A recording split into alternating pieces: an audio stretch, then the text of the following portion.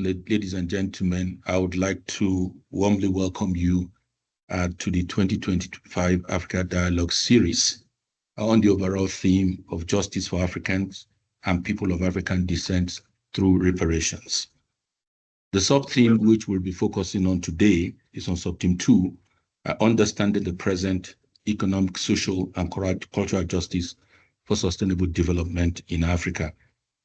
Before proceeding, let me recognize the presence of notable dignitaries in our midst today. I would like to recognize the presence of Honorable Ture, who is the member of the Pan-African Parliament and who is, in the opening session, will be representing the President of the Pan-African Parliament, and of course, he's a panelist as well. Also to recognize Ambassador Fatima Kari, although she's not here yet, but she'll be joining us shortly, the AU representative at the African Union office in New York, and of course, the Special Advisor on Africa and UN Under Secretary General, Ms. Christina Duarte, whose office is the main convener of this Africa Dialogue series. Perhaps before I introduce the speakers to formally open the meeting, let me provide a very brief background to the Africa Dialogue series. The Africa Dialogue series is held annually in May to mark the Africa Month. And it convenes different stakeholders together to discuss pressing issues confronting the African continent, bringing together policymakers, development practitioners, academics, civil society actors, private sector operators, the youth, and of course the diaspora community to deliberate on key issues relating to Africa's development. This Africa Dialogue series has over time been aligned with the Africa Union theme of the year. And of course, like I said earlier on, we will be focusing on the theme of the AU for the year, which is justice for Africans and people of African descent through reparations, and zeroing in on our sub-team. In this sub-team, we'll be looking at the socioeconomic landscape of the African continent. We will be looking at how institutions can be strengthened in Africa, and we'll be looking on how Africa will take charge of its destiny. Basically, that's what we constitute the subject of our discussion today. My name is Said Adejumobi. I'm the Director of Strategic Planning, Oversight and Results at the United Nations Economic Commission for Africa. Colleagues, Africa's underdevelopment, the way it is today, is not by coincidence. It's a product of its history, which typifies one of slave trade, colonial encounter, and of course, brutal subjugation. But today, we will be moving beyond the fault line of history. Today, we'll be looking back to project into the future. Our discussion today will focus on where do we want Africa to be, and what is the roadmap, what is the pathway for that transformation to take place for the African continent. That will be the subject matter of our conversation today at this webinar. On that note, I would like to call on the speakers who will be opening this meeting. I would like to call on the UN Under Secretary General and Special Advisor on Africa, Ms. Christina Duarte, to kindly give us the welcome remarks. You have the floor, madam. We can't hear you. At least from my end, I can't hear you.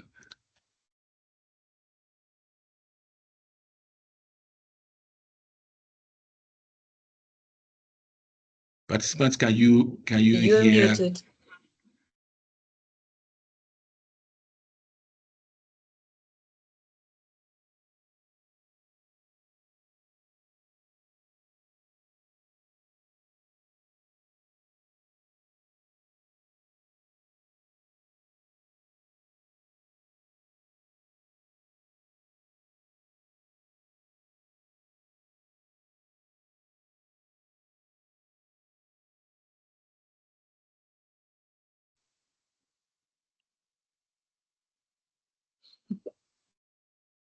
Yes, I think we can hear you now. Good morning. Yes, we can hear you. Please go ahead. As I was saying, Said, good morning. Thank you. It's always a pleasure to see you. And thank you for accepting the role of moderator. But as you know, this is a joint delivery, OHCHR and the Economic Commission for Africa, because you have been our partner since the beginning. So, Excellencies, distinguished guests, ladies and gentlemen, it is my great pleasure to welcome you to the second webinar of the 2025 Africa Dialogue Series, held under the theme Understanding the Present, Economic, Social and Cultural Justice for Sustainable Development. Allow me at the outset to extend my sincere appreciation to the African Union Permanent Observer Mission to the United Nations, our long-standing co-organizer of the ADS. I also warmly thank our partners, again, the United Nations Economic Commission for Africa, the Pan-African Parliament, what an honor, and the Office of the United Nations High Commission for Human Rights for their invaluable collaboration in making this series, 2025 series, a platform for meaningful dialogue and above all, forward-looking solutions. As we convene today, we must acknowledge that this is not simply, as Said mentioned, a conversation about history. It is about justice in its fullest, most contemporary sense. Yes, we must confront and redress the enduring scars of the transatlantic slave trade, colonial domination, and systemic racial injustice. But equally important, we must interrogate and address the ways in which past wrongs have evolved into today's wrongs, present-day injustice. In our first discussion last week, we explored how extractive colonial legacies left newly independent African states in positions of structural economic and political vulnerability. Today, despite decades of independence, Africa continues to confront a triple paradox. First, limit access to predictable financing, even as vast financial resources leave the continent unmobilized. Second, persistent energy shortage, despite Africa's immense renewable and fossil fuel potential. Third, chronic food insecurity, despite holding over 60% of the world's uncultivated arable land. These paradoxes are not accidental. They are symptoms of unresolved structural imbalances, the very kinds of inherited inequalities that reparatory justice must now address. Colleagues, the conversation on reparations must move beyond a narrow focus on financial compensation. Justice for Africans cannot be reduced to an accounting exercise. Reparations in today's context must also mean dismantling the systems that perpetuate inequality and exclusion.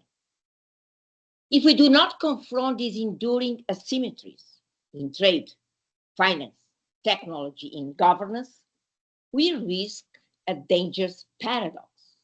Reparations being paid with Africa's own resources, extract each year through unfair rules, illicit flows, and systemic imbalances.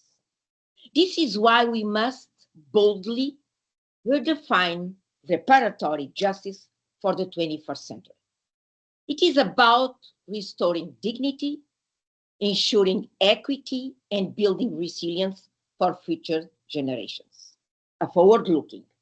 It means empowering African countries to strengthen domestic resource mobilization, enable them to retain and reinvest their own wealth to finance development on their own terms and consequently tap international debt markets with a stronger bargaining position stemming from a much improved risk profile. Indeed, African countries are already mobilizing 2/3 of their development financing domestically, and this figure can grow. However, systemic barriers persist. Marginal positions in global value chains, prohibitive cost of capital premiums, and no access at all to technology. To tackle these systemic barriers, it is imperative to build effective states based on digital infrastructure, capacity building, and governance reform. At the end of the day, institutions do matter. Development cannot be delivered without intangible assets. Let us also acknowledge that reparations are not only about economics. Cultural reparations are equally vital. These go beyond restitution of stolen artifacts. They are about reclaiming African narratives, restoring identity, and repairing the social and spirit fractures caused by centuries of violence and oppression. The conversation on past wrongs is incomplete if you do not bring to that same conversation present wrongs. Reparations are often discussed exclusively in terms of the past. Slavery, colonial exploitation, violent occupation, culture pillage. These were monumental injustices, and the demand for justice for these wrongs is not negotiable. However, focus solely on history without interrogating today's systemic injustice misses a vital truth. The past wrongs were not buried. They were transformed into today's economic and political systems. The structure that enable colonialism, enslavement, and racial domination have morphed into new forms after remaining trapped in a global economic system characterized by the permanent extraction of value through the so-called commodity trap. Ghana exported $9.58 billion in gold in 2024, yet it only retained 14% of the value due to the nature of the global value chains. The DRC produced over 70% of cobalt globally, yet only 1% is refined in the country before being exported. Zimbabwe was ranked as the third largest producer of chromium in 2023, yet most was exported in raw form.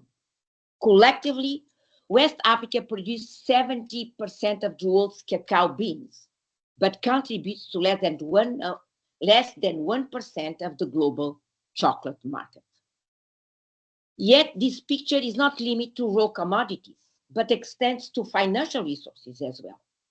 In this system, Africa is a net creditor to the world, losing more than $500 billion every year through illicit financial flows, unfair trade practices, exploitative investment frameworks, and debt servicing. Why it is home to some of the world's poorest populations. In this context, what sense would it make to demand financial compensation while Africa's emerging vast amounts of its financial resources each year? Without confronting and dismantling the mechanisms of contemporary extraction, any financial compensation becomes an absurd recycling of Africa's own losses, masquerading as reparation. Distinguished guests, the 21st century demands a bold redefinition of what reparations truly means. Reparations must not be seen merely, as I said, as financial compensation for past events. They must be understood as a call to transform the very rules of the game, the international trade, finance, and governance systems that have perpetuated these injustices. Thank you very much. Back to you, moderator. Thank you very much, USD Christina Duarte. That was a very powerful speech. I take out 3 key messages from your welcome opening remarks. The first point is the reparations cannot be reduced to the numbers. We've got to put people at the center of the discourse on reparations, the damages and the kind of trauma people have gone through reparations. I mean, claiming for restitution is extremely important for us to look at this. Secondly, is that it's extremely important for us to dismantle the structural nature of inequality and what has accounted for Africa's stunted growth and development. Thirdly, you underscored the point of building an effective and capable state. I think that's a very important point. Fourth, you talked about the restoration of African identity, dignity, and cultural heritage. And finally, you made the point that the past is still in the present, that the structures of domination and control are still intact. However, they've changed form, nature, and dynamics. Thank you very much for your powerful welcome remarks. We'll move on to the next opening remarks, which is to be delivered by Honorable Charumbira, who is the President of the Pan-African Parliament. But I'm advised that Honorable Ture, who is to deliver this on his behalf, is facing challenges with connection. So I would therefore like to move on to my very good brother, Marcel Akuvo, who is the regional representative for the Office of the High Commissioner for Human Rights of the East African Office. Marcel, you have the floor, please. Yes, thank you. Thank you very much, my brother. Allow me to stand by the established protocol and say thank you to all of you, and warm greeting as well. And as you know, I am stepping in for the High Commissioner,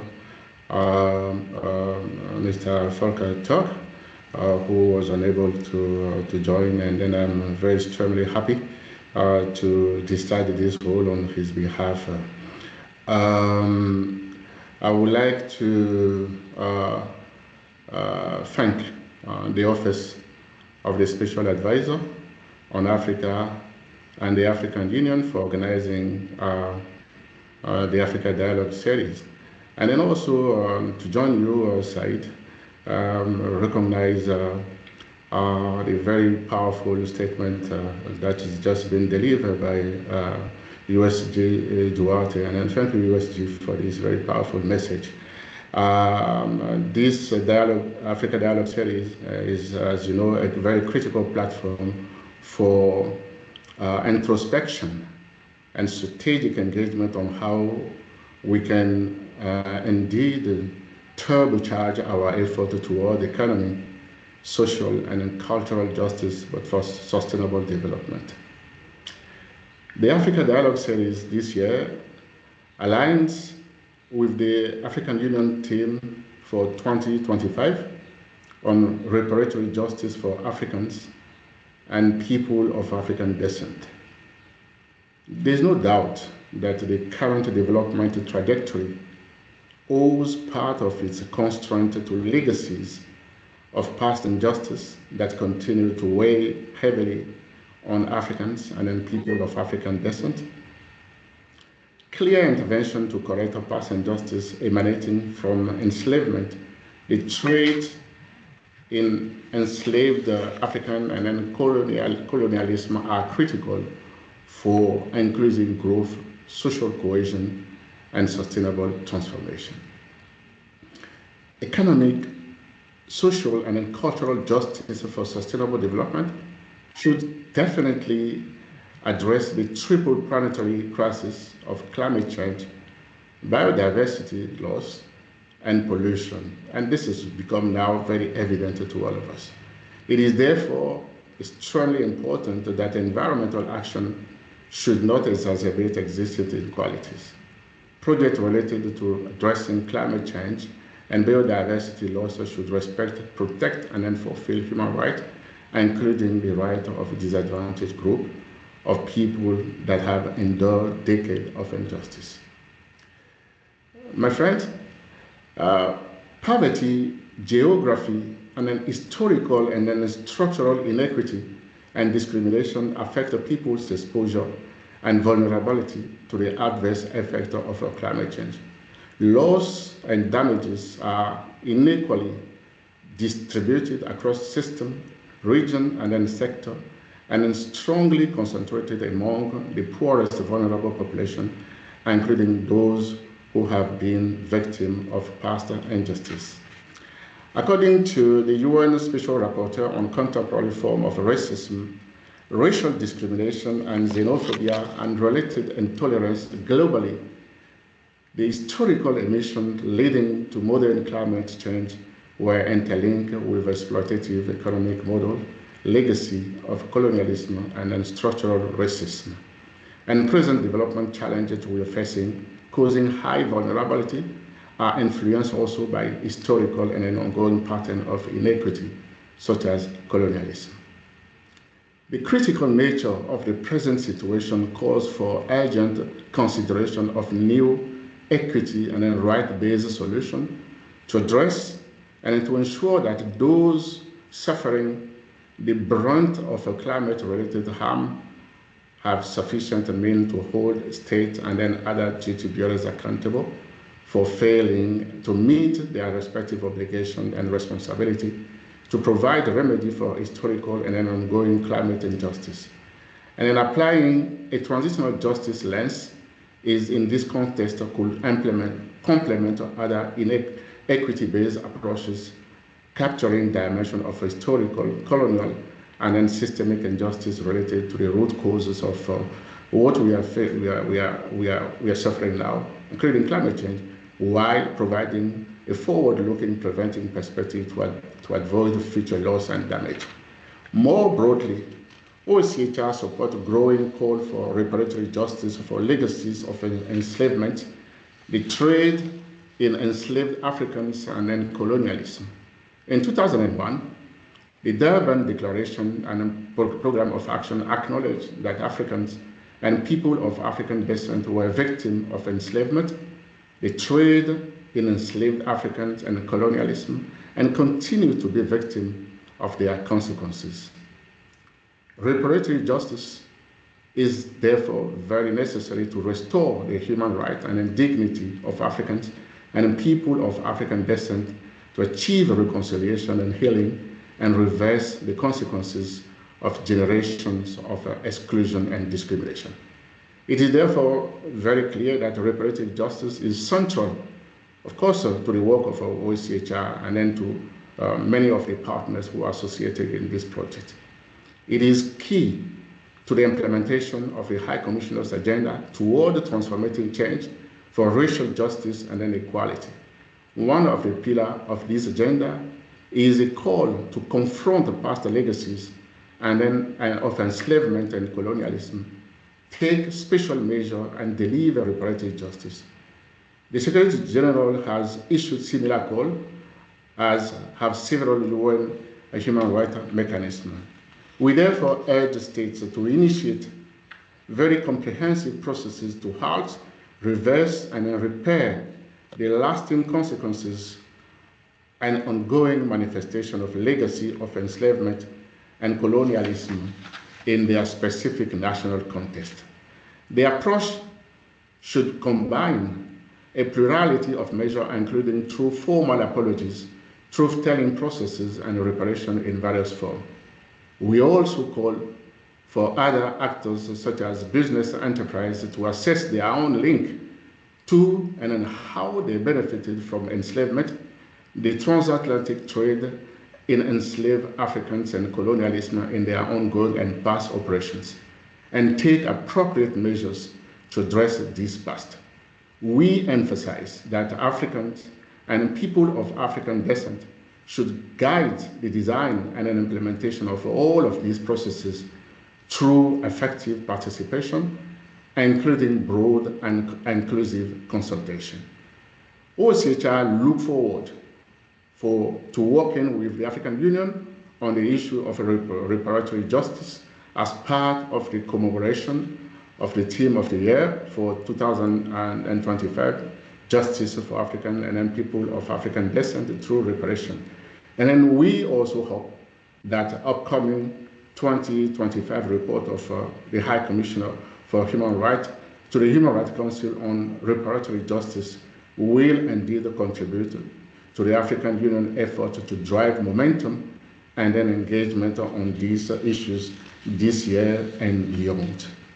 We encourage further states to actively engage in the elaboration of a draft United Nations Declaration on the promotion and in full respect of the human rights of people of African descent to ensure that it contributes to confronting and redressing past violations and injustices in their present consequences. Lastly, I wish to underscore that the measures taken to address the past should seek to transform the future of societies. Reparatory justice is crucial to dismantle systemic racism today and build stronger, more resilient future of dignity, equality, and non-discrimination for all. Structures and systems at national, regional, and then international level, which were designed and shaped by enslavement, colonialism, and then successive racially discriminatory policies and systems must be transformed. And this will contribute, of course, to rebuilding trust and fostering social cohesion and sustainable development. I thank you for your attention and thank you so much for inviting OHCHR to contribute in this conversation. Thank you. Back to you, my brother. Thank you very much, Marcel, for that. Thank you very much, Marcel, for that powerful speech. I think the key message you've shared with us today is that we have to construct a human right-based world based on equality, justice, fairness, and of course, correcting the wrongs of the past. I think that's a very powerful message. Thank you very much. We were still awaiting the arrival of the representative of the Pan-African Parliament. He's still having problems joining us at this meeting. Therefore, we will move on to the statement by the ECA, which I will be delivering on behalf of the Executive Secretary of ECA, Mr. Claver Gatete. I bring you warm greetings from the Executive Secretary of ECA, Mr. Claver Gatete. He has other commitments. That's why he's not able to join us at this meeting.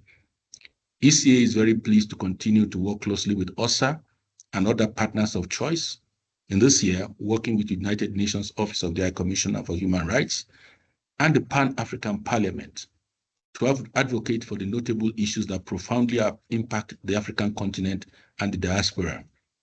Each year, we echo the African Union's theme of the year, and each year, we are called to reflect, to debate, and to strive to propose concrete solutions in addressing the issues of today and potential challenges that future generations may confront.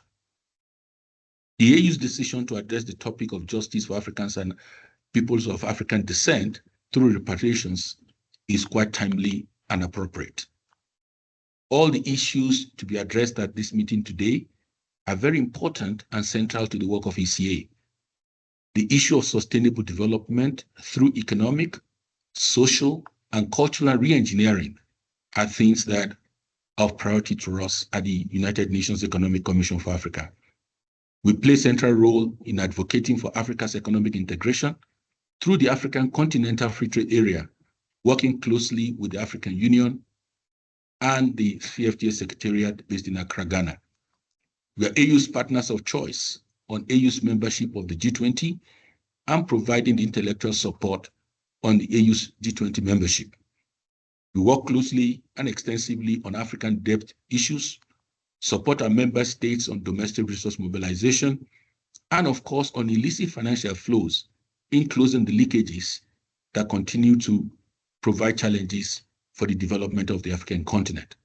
Currently, it is estimated that no less than $80 billion are siphoned from the continent through illicit financial flows every year. We also work closely with our member states in addressing the issue of climate vulnerabilities in several respects. ECA is at the fore of the 20th call for the reform of the global financial architecture. Furthermore, the youth constitute our strategic partners, and we have worked with them extensively on issues of youth empowerment, voice, and power. Distinguished guests, ladies and gentlemen, our role here today is to answer the following questions. 1, how do we turn adversity into prosperity? How do we turn victimhood into agency? How do we create a future for Africa, taking lessons from the fault lines of history and the unfavorable global encounters that Africa has had in its history? Finally, what is the visibility of reparations in the current global context of declining multilateralism, and what do we need to correct this? Distinguished guests, ladies and gentlemen, I look forward to deliberations today, and thank you for your kind attention. On that note, we'll move on to, I don't know whether the Honorable Toure has joined us. If not, we'll move on to the panel discussion of today. Honorable Toure, you are most welcome. Can you hear us, please?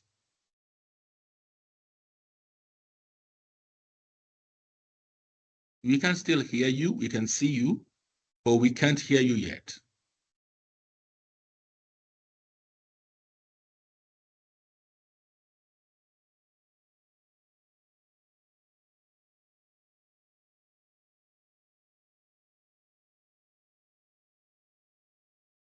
Honorable Tule is still having challenges with his connection, although we can see him now.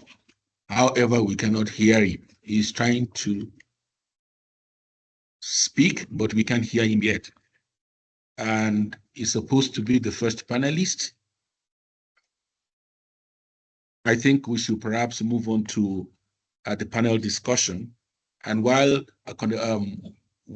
Honorable Toure is still trying to link up with us at this webinar, I would like to call on the Vice President of the Pan-African Youth Union, Ms. Mutesi Oliver, to kindly share some thoughts with us on what can African young people, in what ways can African young people take active measures to ensure that their voices are heard in the debate about the country's control over its natural resources? And in looking at both unemployment challenges and cultural resources, in what ways can youth-led cultural enterprises and creative industries serve as tools for economic justice and sustainable development in Africa? In other words, we are asking you, how can you advance the quest for reparations? What is the role of young people on the African continent in advancing the quest for reparations?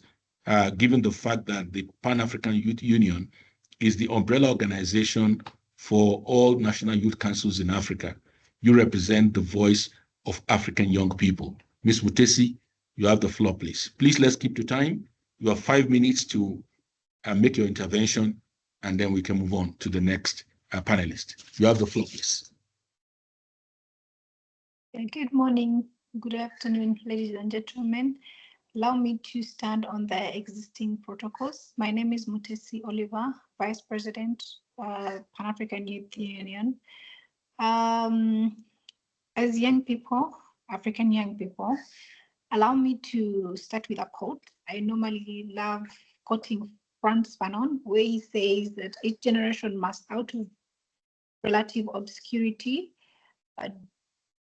maintain its mission, fulfill it or betray it, or rather discover its mission, fulfill it or betray it. So as young people, our forefathers fought colonialism, but now our role, we have to hold accountable and also ask for accountability for the actions and make sure that the people of African descent, there's restitution and revitalization of cultural heritage. The young people can demand for accountability through digital documentation, storytelling, where we have to change the narrative from having young African looked at as a backward continent, what we have been normally told, and also change the narrative by telling our story. We can have through video gaming. We have great people who have been like Mansa Musa. By 14th century, we had a university, Timbuktu University. Africa is being referred to be as a dark continent, but by 14th century, people were having education. We're having formal and informal education in Timbuktu University in Mali, where there was the Mali Empire. So as young people, we have to come out and say no through using the technology available to tell our story and tell young people that Africa is not a dark continent. It's not the example of backwardness, but we have had our civilization years before, and we have always been civilized people. For example, we all know in Egypt, we had all the algebras. We know the European museums. They're full of African knowledge and African history that was taken in way back centuries, where in Egypt, where they came and raided and took most of these pieces. We had mummies. People were being, dead bodies were being preserved. So we need to talk about that kind of technology that it's been existing. We have medicines that we've been African people were being cured by these medicines. So as young people, ours is to come out and document these facts and say we have had our history and we have never been a dark continent. And for that matter, we are coming out to ask for accountability. Why is it that you're telling a different story from the facts? So we have to come out, and through technology, and we come out and we tell the facts. So through social media campaigns, we have platforms like Instagram, we have TikTok, we have YouTube. We can collect all these local histories, traditional practices, languages, and crafts that are still existing, and we put them out there, and they're like, look, way back in centuries, we had medicine, we have our own technologies, we had our own science. So we have not, this is fighting for our dignity and saying, no, we cannot stand by and we look, you misrepresent the facts. We also have creative art and also advocacy. We can do through music. We have music. For example, right now, I am so proud of the Nigerian community that has come out, and the music is being out there showing that Africans, we have a very beautiful culture. We have a very beautiful, decent, a very innovative culture. So through music, spoken words, traditional songs, languages, with modern combined with modern technology, we can provide and reach out in wider audiences to tell our own stories and also make the world know that we have a very beautiful culture. And Africa is just, it's not a continent which people are hungry or are angry or are dying. No, we have a beautiful climate. We're rich in different, we have minerals, we have very beautiful things that we have to put out there, and the world gets to know that we are not the kind of people that have been misrepresenting. Through fashion design, we use our indigenous textile.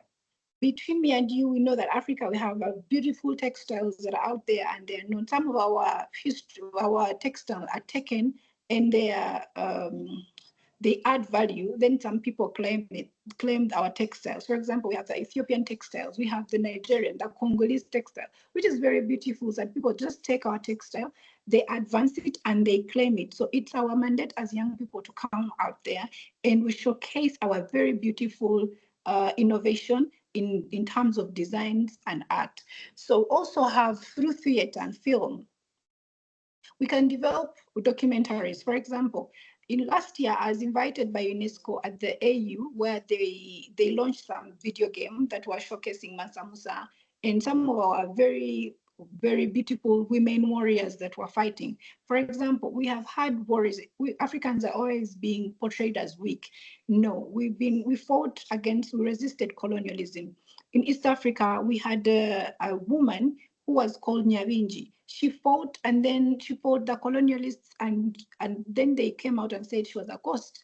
No, because they could not believe that a woman can stand and fight and win the colonialists. So I think it's through this theater and film that we can come out and and showcase our very beautiful culture and the kind of resistance we have always had.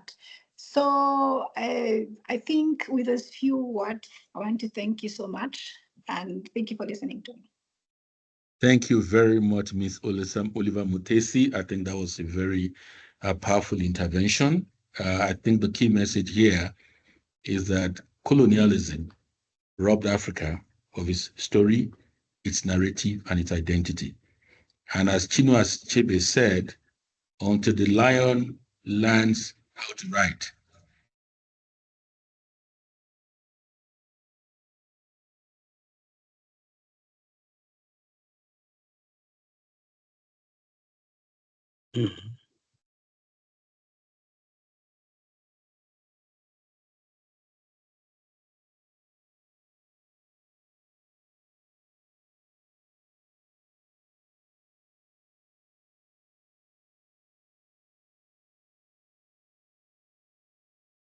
Spotlighted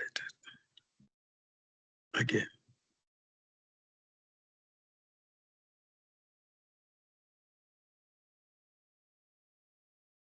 Mr. Said? yes, can you hear me?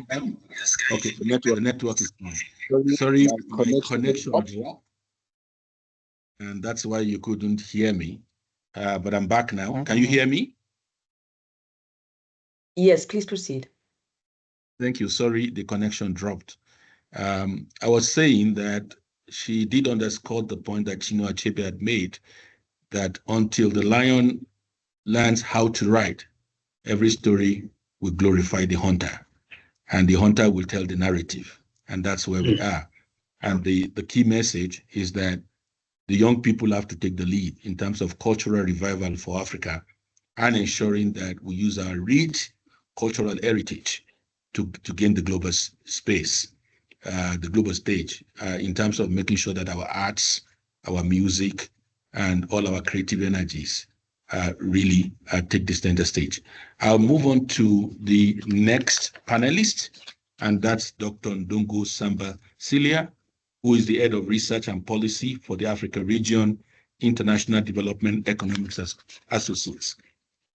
Dr. Cilia, the question is, how does the issue of reparation link up with the current initiative and discourse on the reform of the global financial architecture and addressing the imbalance in the global economic order?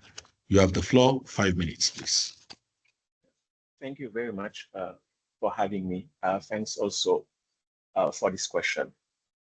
In fact, every time the continent has been facing debt distress, the issue of reparations and the issue of the reform of the international financial system have tended both to resurface.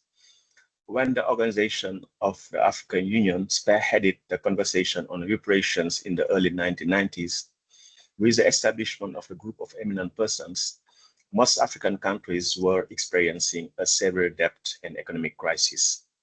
The cancellation of the foreign debt was seen by the group of eminent persons as a partial compensation to the historical debts owed by richer countries on account of slavery, the Atlantic slave trade, and colonialism. External public debt cancellation can be framed or not as an item of reparations agenda. My own research shows that debt cancellation is affordable by creditor countries, and it is urgently needed in most African countries. But debt cancellation is hardly enough and cannot constitute genuine reparations. Because cancelling the debt stock does not cancel the structural conditions that explain the recurrence of debt crises across the global south, which I would call the debt system. A distinction should be made between cancelling current debt stocks and cancelling the debt system. Transformative reparations require the gradual cancellation of the debt system. For monetary reparations to be transformative, not only for recipients, but for nations, they have to be underpinned by a reform of the international financial and trading system. Because the current international financial system creates debt crisis by necessity. The best proof of the inadequacy of this system is the fact that net biophysical resources and net financial transfers happen from south to north rather than the other way around. So as long as this system is maintained, there is a risk that monetary reparations at a global scale will exacerbate rather than lower international economic inequalities. Why this is so? In fact, we live in a financial system that is asymmetric. This system revolves around a number of limited currencies, such as the US dollar and the euro, which serve on an international scale as a unit of account in invoicing, means of payment, and store of value. Countries that issue these key currencies have an important advantage. They usually buy their imports in their national currency without the need to issue debts in foreign currency. As their external trade happens mostly in their domestic currency, their external deficits could be said to be self-financing. By contrast, for the majority of African countries across the world, this is not the case. As their currency do not have the status of international reserve assets, they must accumulate deposits denominated in currencies such as the US dollar and the euro in order to make their external payments and stabilize their exchange rates. These global monetary organizations creates two types of countries in the global south. First, you have the few creditor countries or countries that regularly accumulate trade and current account surpluses. These creditor countries accumulate deposits in foreign currency, which they usually invest in US Treasury bills and similar instruments. Accumulating external surpluses for a developing country literally implies a net transfer of resources to richer countries. Second, you have deficit countries, the majority. That is, countries that regularly record trade and current account deficits. These countries are heavily dependent on external finance. If foreign direct investment or foreign loans do not allow them to increase significantly their export revenues or to reduce their imports through their substitution with domestic production, they will have to go through a periodic debt crisis for which they generally get punished through IMF austerity policies. Against this background, let us suppose that there is a global consensus on monetary reparations that will imply that deposits in hard currency will be created for the benefit of African nations. These deposits in hard currency can be used only to buy imports and or repay the existing foreign currency debt. Many people, including professional economists and policymakers, do not generally have a good understanding of money and how the international monetary system works. That's why it is important to emphasize and repeat that foreign money can only be used to buy foreign goods and services, because everything that is doable at the national level from a technical and material point of view needs no foreign finance and will generally be financed in domestic currency. No need to add that no nation can lack its own currency. Given this background, the macroeconomic and development impacts of eventual cross-border monetary reparations payments are uncertain in the current international economic and financial order. Hence, the importance for reparations demands to be embedded in a broader agenda of what we could call systemic reparations. These systemic reparations at the multilateral level would facilitate real transfers of resources from the richer countries to developing countries. That means reversing the current trends of regressive transfer from developing countries to rich countries. To be concrete, an agenda of systemic reparations would imply that African countries would be able to import their desired foreign goods and services on a long-run basis without incurring external foreign debt. That would also facilitate economic development that is ecologically sustainable. Thank you very much. Thank you very much, Dr. Silva. I think the core of your message is that we are confronted with a rigged global economic system in which canceling the debt is not enough. Canceling the debt is not about canceling the debt system. I think that distinction is very clear that you made. That the structural nature of the global economy makes it very challenging for Africa. And you made the very important recommendation, which I think we need to take forward in terms of ensuring that Africa's international trade, global trade, is denominated in local currency, and the payment is done in local currency. And we don't have to stretch ourselves looking for foreign currency to pay for goods that we import.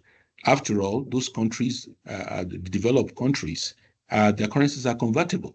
So they simply use their local currency for trade. We should do the same. I think that's a very powerful message. And I think that's something that the African Union, and of course, the Economic Commission for Africa, with other partners, will have to look into very critically as policy recommendation for the continent. We'll come back to, thank you very much for your intervention. We'll come back to Honorable Toure. Honorable Toure has joined us now. So Honorable Toure, I think we'll first of all give you the floor to make remarks very quickly, and then we'll ask you the question. Make remarks on behalf of the Pan-African Parliament. You have the floor, please, but quite brief. Yeah, thank you very much for presenting me that way. I am Honorable Swaibu Ture. I'm a member of the Pan-African Parliament, as well as a member of the Justice Committee of the Pan-African Parliament, as well as Committee on Constitutional and Human Rights Committee of the Gambia. I joined this webinar to learn, but all of a sudden I am informed by the clerk of the parliament that the president of the Pan-African Parliament will not be able to attend, and they'll want me to make a statement.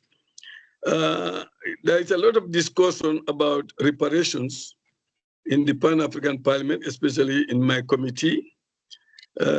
And then, because this year, the AU, the African Union, has declared 2025 as the year of reparations.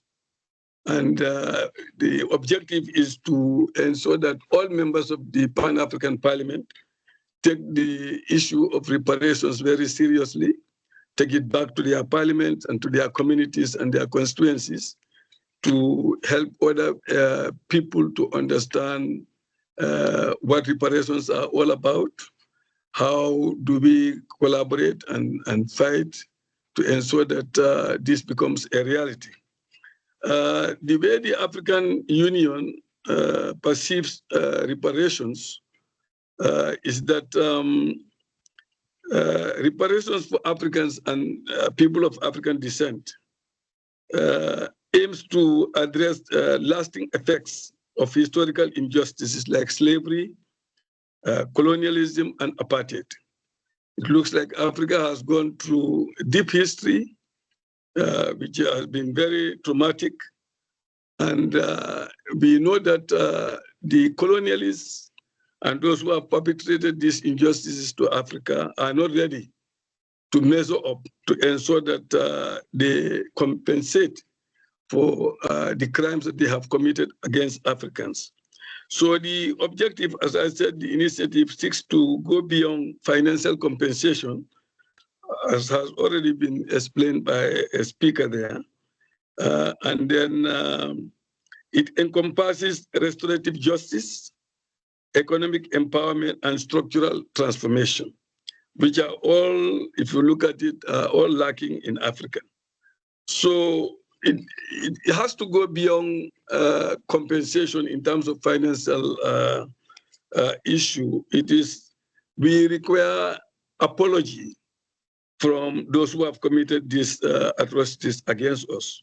Let them accept that what they have done is a crime, and then let them, express remorse for the crimes that they have committed, so that those of us who have been harmed, who become victims, will be satisfied that at least justice has been done. So the way we see reparative, the way we see restorative justice is that it must deal with the root causes of historical injustice and create a more just and equitable future for everybody. Reparations include also land. I believe that when the diasporans come to Africa, this should not just be for those who have committed this, because Africans themselves, when these things were created, were not necessarily innocent bystanders. There are injustices that have been created in Africa as well at the same time, because it is those people who have been sometimes employed to go and attack other tribes and arrest their people, sell them to the slave raiders, etc., etc. So Africa has a role to play to ensure that anybody from the diaspora who comes to Africa to want to settle should be provided land, to settle, and should be provided all the incentives that are required so that the person is able to not only settle, but also get into investment and get into the economic system. Because otherwise, my experience in Gambia is that people would come and would want to settle, but they'll have serious difficulties to settle down because of lack of land.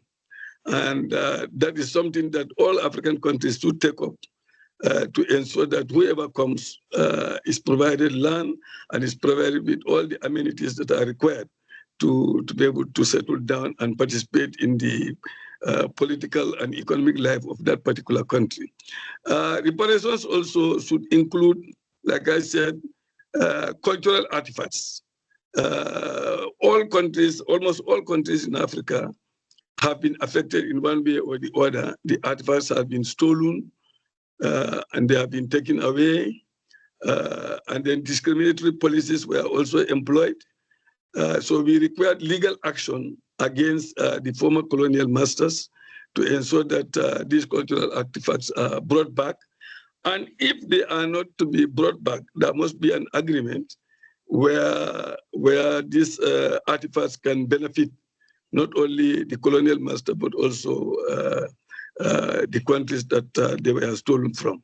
So the AU team for 2025 aims to focus on enduring legacies of slavery, colonialism, and apartheid. That's the objective of the AU. And the African Parliament is an organ of the AU, and there are many organs. And it is a very important player in this field that should come up with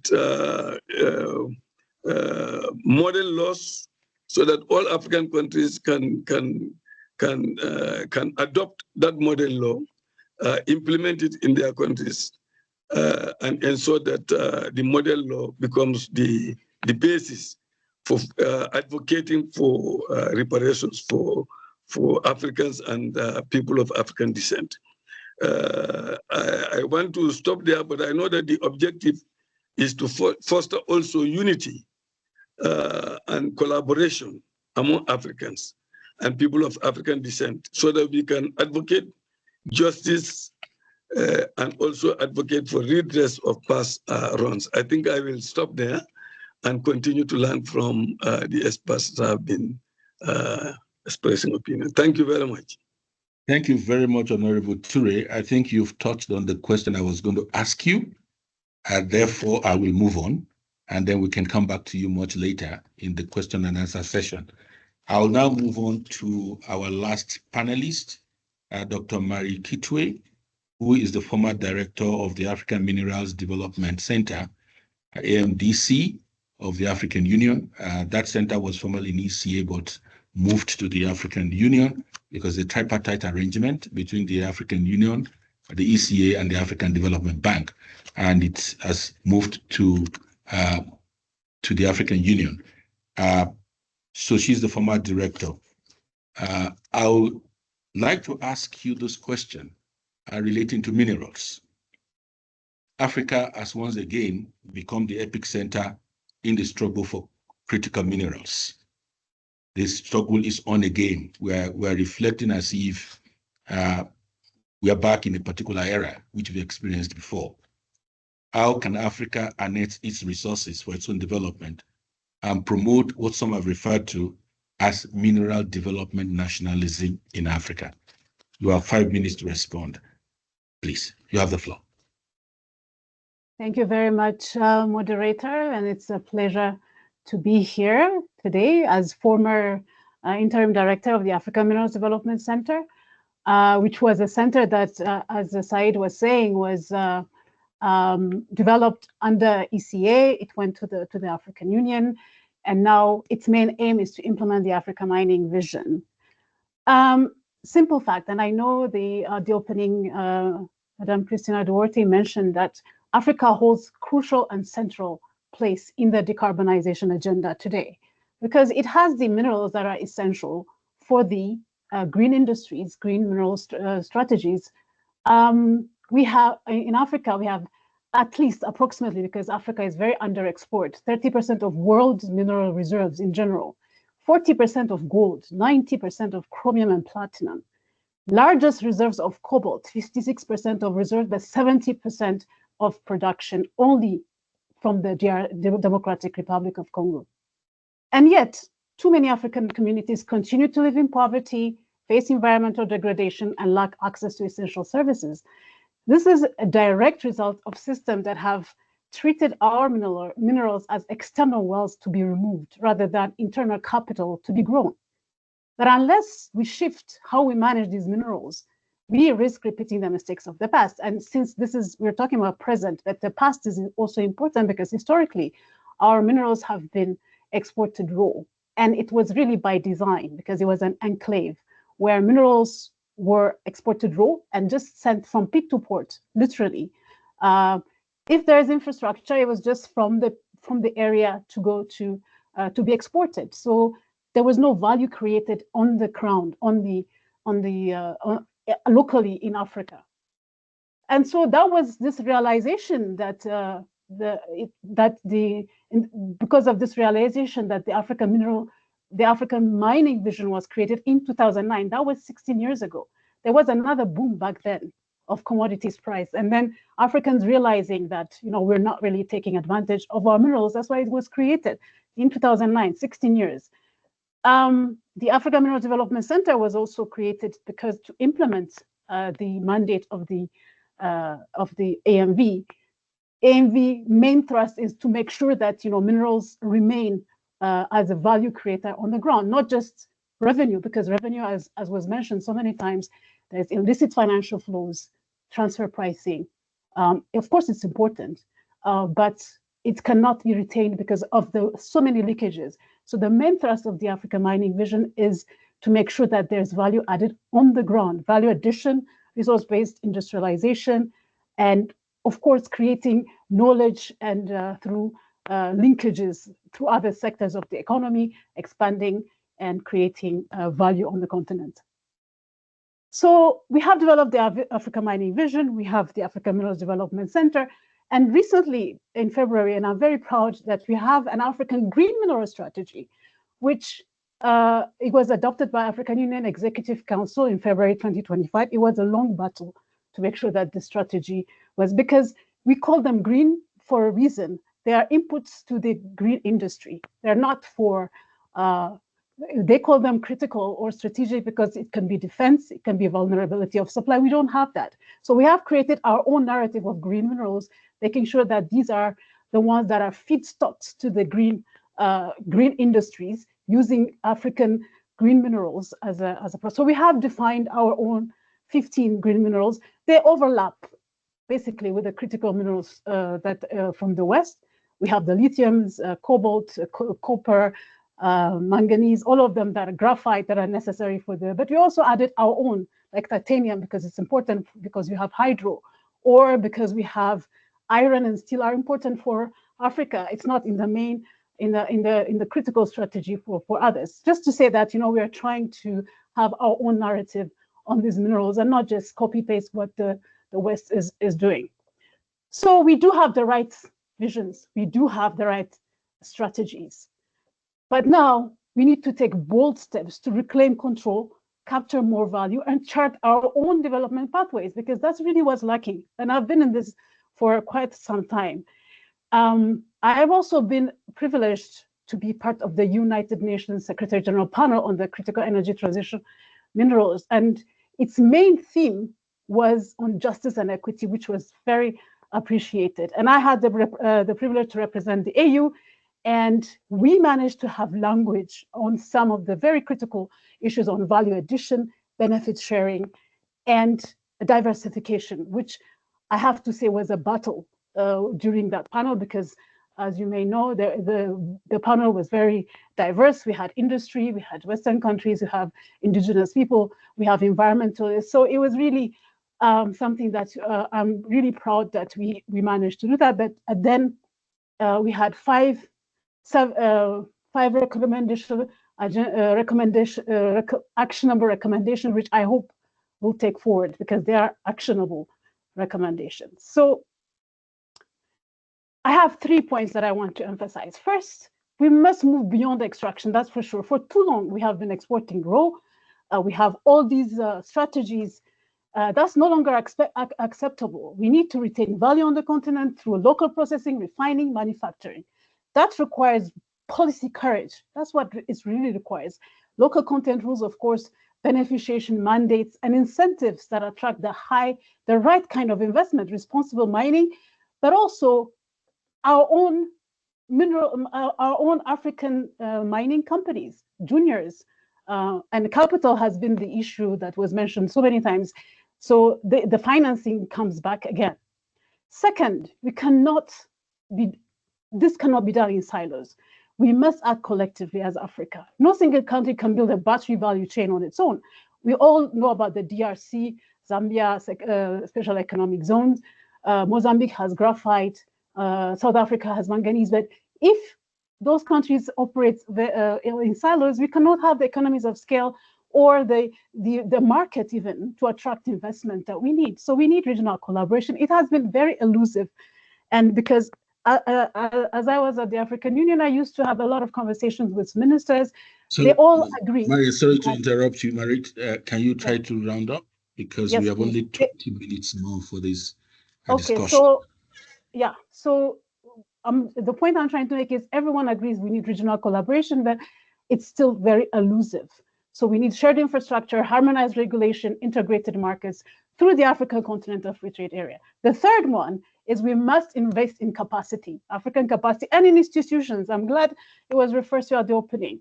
From geological surveying to environmental oversight, we need experts at the table when negotiating and when making such big decisions. In general, reparative justice should mean building the capacity of African countries in general. So let me just go to the call to action. Let's stop being price takers. And I think most of our interventions or interveners said that. Let's start being rule makers, but we need it in a unified, one position Africa to set the terms of engagement. Let's demand fair partnerships, win-win, but also fair and equity, because the justice that we set with the past has to be taken into consideration, and we need equity as well. So we need to build regional value chains and own our own narrative in this global mineral story. So I'll end here. Thank you. Thank you very much, Marit, for your intervention. I think you are quite clear and loud. And the call is for value addition in the mineral sector, that perhaps we need to move beyond policy formulation to really move into the area of concrete value addition, and also to ensure that we have the requisite capacity to be able to drive that change process. I'll combine your discussion, your intervention with that of Celia earlier on, and the point that we have a very rigged global economic system. I think if we look at that in tandem with your intervention, perhaps we could begin to make sense of how we can begin to create a new roadmap for the future. Dear participants, for those colleagues who are not panelists, who are participants, please, can you, if you have questions, comments, observations, can you kindly put it in the chat box so that the panelists can come back to you in terms of responding to your questions and comments. We've listened to the opening remarks. We've also listened to the panelists in terms of their intervention. I think the messages are very clear that the issue of restorative justice is extremely important. Dismantling the structural nature of injustice and domination is something we need to look into. Indeed, the point was underscored that we still have the present, the past in the present, that the form might have changed, the substance has not changed. We're still in that context of control and domination on the continent. I think that's a very powerful point. And in building forward, we need to look at an human rights-based approach to it, in which there will be fairness, justice, and equality for all across the world. Not only some powerful countries, not so in some powerful people, but for everybody in the world. And that's what the United Nations stands for. That's what the Sustainable Development Goals of the United Nations is all about. There should be a floor below which no human being should fall. I think that's the rallying call of the Sustainable Development Goals. And of course, we've listened to the issue of minerals. We've also listened to the perspective of the Pan-African Parliament. I will now call on our discussant to kindly give us, from his own perspective, a summary of the issues. I'll call on Professor Mano Umusidela of the University of Pretoria and also University of Cape Town, African Research Chair in Sustainable Transformation, to give us his own perspective on this. You have 5 minutes to do so. Mano, 5 minutes to do so. You have the floor, please. Thank you very much, Chair, and good afternoon to distinguished guests. I want to make 2 observations. The first has to do with putting our minds together into the bigger picture that we're grappling with. And then the second observation has to do with some of the strategies that we've suggested. And I think it's good to have a sense of what is it that we're dealing with. And we have clearly articulated most of these things. And there are things that are not new. And so as I was listening to the panelists and remarks, opening remarks, I keep wondering, why have some of the things that we want to see haven't happened? And of course, there are structural issues that we can deal with. And I'll give one example. I think the processing of minerals to increase or improve the value chain within African economies has been on the table for a long, long time. But why haven't these things happened? And I think that calls for a pause, for us to understand some of the things that are underlying these continuities, the coloniality of resource governance in Africa. So I want to point out the idea of natural resources that are key to Africa's development, Africa's transformation, and Africa's future, and indeed the future of the world.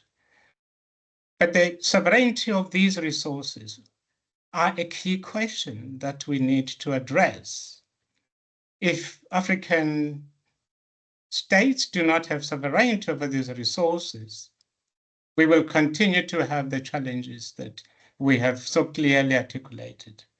And I think we need to grapple with that question of sovereignty of our natural resources. I very much like the idea of a 2-pronged approach to the reconceptualization of reparation, which is looking into the past, but linking that past to the future.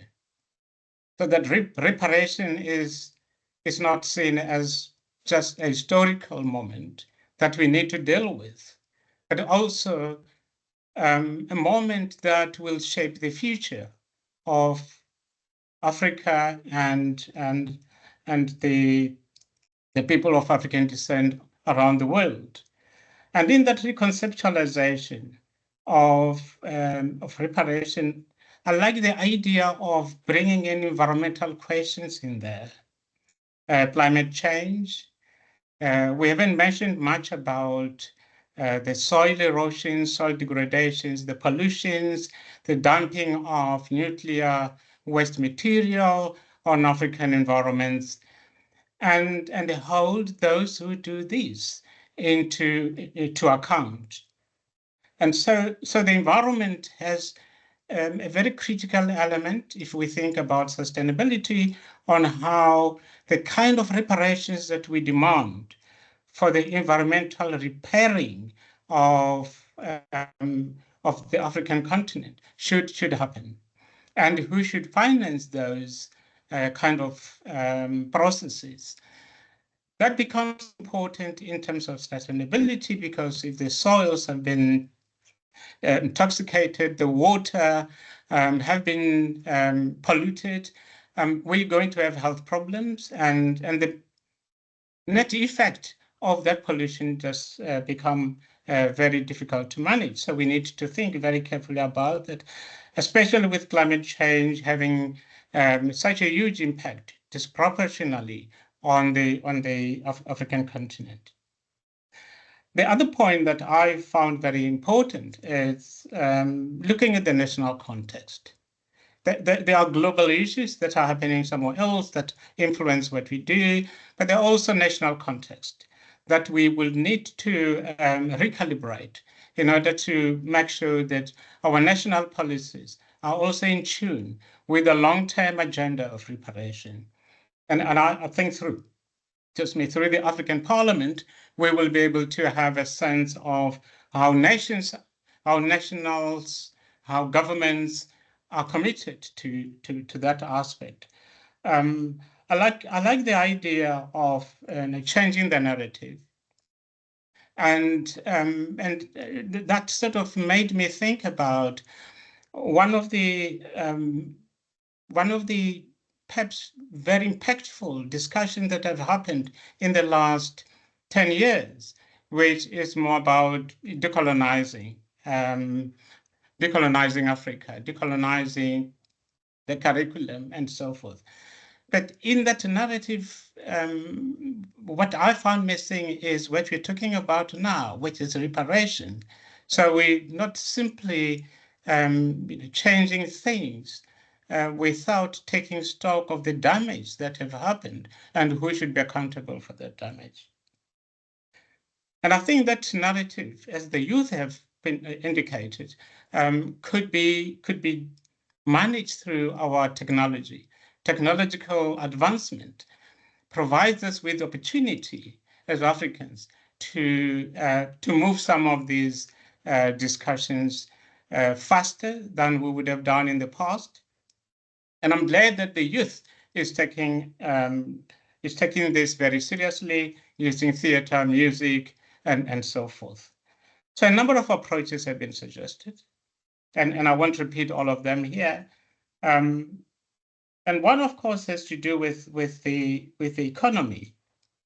Although reparation, as we heard, is not simply about economic and financials, but we're also dealing with racial capitalism here, which has got a huge impact on how the economy works, on who benefits from that economy.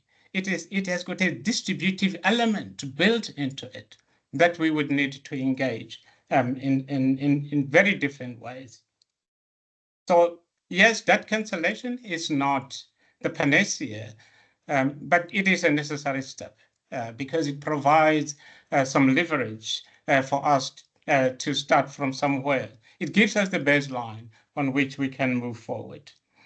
The other point that I found very relevant as an approach is changing the rules of trade. The World Trade Organizations have been, working on this, and now and then they step 2 steps forward, 2 steps back, and then it becomes very, very difficult to deal with. But there is perhaps a very simple approach that everybody else who has done damage to Africa could take, and that is to apologize, which is what we've just had, as a starting point, because that's an admission of guilt. And with that apology, we will be able to say, now what? Okay. But there aren't people who are willing to apologize because they want to shift the blame to somebody else.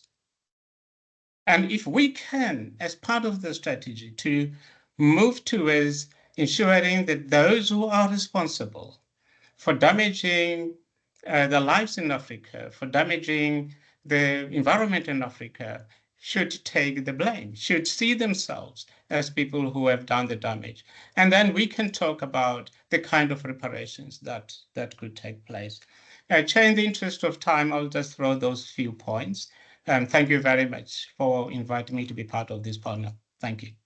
Thank you very much, Professor Mano. I think your intervention was right on point, and you raised very critical issues. I took note of your point of, let's start from the very point of apology. And I think Honorable Ture also underscored that point, that there must be admittance of guilt. Those who have committed crimes have to admit. I think that should be the starting point. You underscored the point that Debt cancellation is good, but it's just a starting point. And I think that Dr. Celia also made that point as well in convergence, to say that this should be a starting point. You made the point that it's very important for us to begin to review the rules of trade and global economic engagement. That are extremely important. And finally, you talk about racial capitalism. That capitalism by its very nature is racialized. And because it's racialized, it cannot be a platform of equality. Perhaps we need to look at the global capitalist system and see how we reconfigure that to make it work for all. I will argue that capitalism is an arena of power relations. It's not only an economic system, it's a political arrangement because it's an arena of power relations. People talk about free market. I argue that the market is never free, that the market is an arena of power struggles. So people claim that the market is free, but we know what is happening in the world today. I wouldn't say more than that about the free market. When the so-called free market is disadvantageous to some, the rules are changed. But when it's favorable, the rules are not. So when Africa is advised to always play by the rules all the time, rules that are constructed by others, but not the continent. Thank you very much for your intervention. Well, there are questions in the chat box, and I will channel this question, direct these questions to this specific panelist. There's a question to you, Honorable Turi, and it's about the issue of accountability by African leaders. That African leaders themselves are, from the data and from all the information and reports available, have their role, the role that they are playing in this process. That the issue of corruption is a major issue. Of course, there's the EU Convention on Corruption, but it doesn't seem to have any muzzle in terms of addressing the issue. How will the Pan-African Parliament bring African leaders to account? Because the level of accountability and the level of impunity is a bit abysmal. So what is the Pan-African Parliament doing to promote a culture of accountability, a culture of service by African leaders? I think we'll turn to you for that question, and then we'll proceed. Honorable Turi, you have the floor, please. Yes, thank you very much. That's a very important question and a very crucial one for the Pan-African Parliament. In the Pan-African Parliament, we are very concerned regarding corruption across the continent. However, the Pan-African Parliament is very focused on trying to come up with an advocacy strategy where we would deal with the African people to be able to deal with their leaders. Because unless the people have taken the forefront to fight, you'll see that many things will not change. So the Maputo Protocol is what is going to make the Pan-African Parliament to be a real parliament, a parliament that can make laws. Right now, the Pan-African Parliament is simply making model laws, which is not very effective because countries can decide to adopt them or not to adopt them. So we are doing a lot of advocacy so that many countries will sign up to the Maputo Protocol, which will empower the PAP to be able to carry out its responsibility.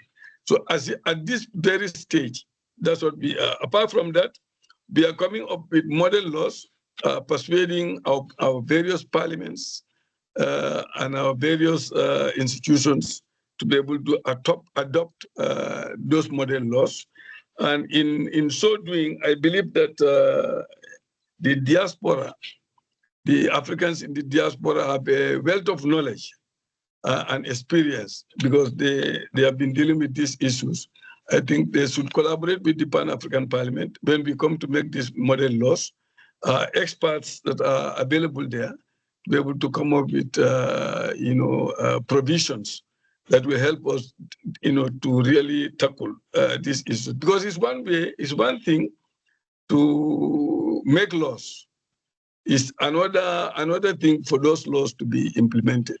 The challenge we have across countries is that we have very good laws, in fact, but when it comes to implementation, it's a challenge.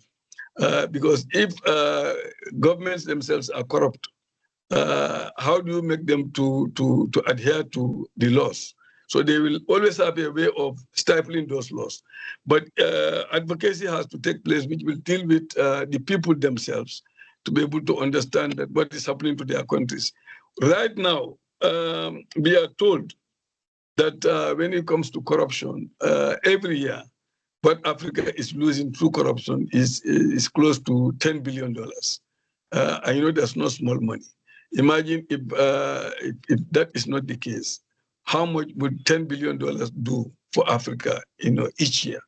So the Pan-African Parliament can work together with like-minded organizations to build up these particular laws, but to also look at other ways to see how best we can ensure that whatever laws are enacted are also implemented. That's what I can say on that one. Thank you very much, Honorable Toure. I think the point that you made that the laws are not enough, I think is extremely important, particularly at our national levels.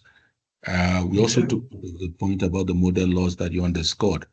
And you also mentioned the issue of partnership. Will it be possible, for example, that parliamentarians in Africa can begin to form coalitions against corruption? Would that be an option? And for them to be in the vanguard?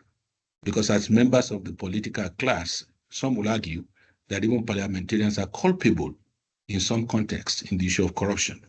Perhaps within the context of the coalition of parliamentarians on corruption, against corruption, perhaps that could begin to galvanize different stakeholders and different actors to be part of the anti-corruption crusade. Corruption is also one of the major leakages of illicit flows on the continent, and I think this is something that has to be given priority.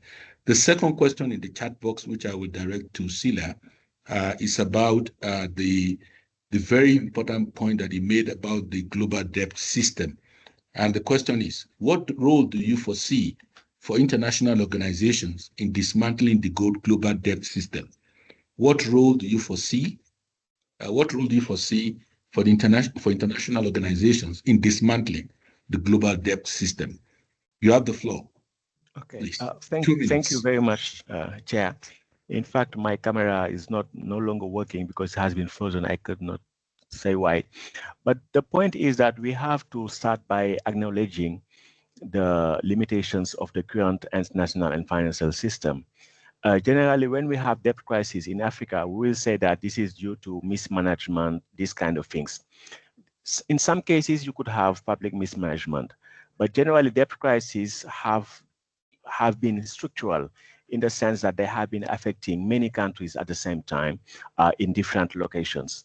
So we have first to acknowledge that this system creates the debt crisis. And from there, we could try to implement the necessary change.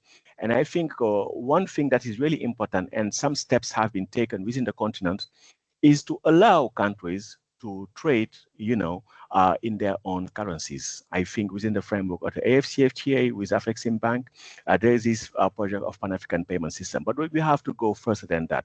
We have to have an international payment system that allows all countries to trade using their own currencies. There have been many thinkers that provided, concrete solutions to that. And now within the context of what is called the de-dollarization, that means the tendency to diversify payment systems and away from, let's say, Western payment system, there are opportunities for countries in Africa and for all countries across the world to realize that system. Because if we have this kind of international payment system, we will no longer have debt crisis, because the one single reason why sovereign countries should issue debt in foreign currency is that they need it to buy their critical imports when they are short of foreign exchange. But when you design an international payment system, when there is no longer any need to accumulate foreign exchange, we would be able to cancel the debt system, and at the same time, we will be more ambitious in our climate goals, because this current system is not fit for purpose. Because in the case of African countries, if we are to renounce, exploiting our, let's say, fossil fuels, we will no longer have the desired, level of US dollars and euros to buy our imports. So that means that we need another kind of payment system that will allow economic development in a way that is ecologically sustainable, and that is possible. Thank you very much for that response. Dear participants, distinguished panelists, and we'll have to bring this session to a close and then give the floor to the to Ambassador Fatima Kyari Mohammed to make the give the closing remarks.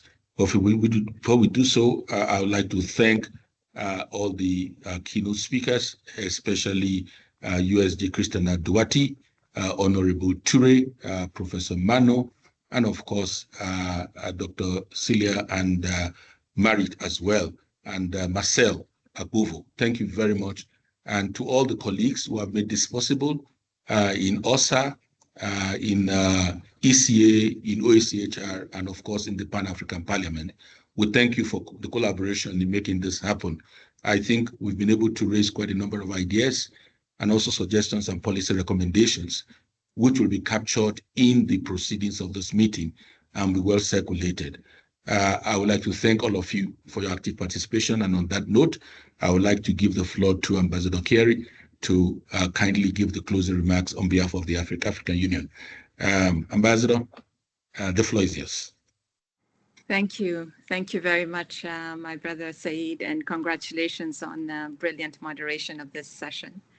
Good morning, Excellencies, my dear sister, USG Duarte, and dear panelists. Let me start, first of all, by expressing our deep appreciation for the richness of today's deliberations and for the solidarity and shared commitment that has come through in terms of your interventions that have shaped today's session. Obviously, the conversations that we have held around the broader theme, but particularly this session, it's clear that we have held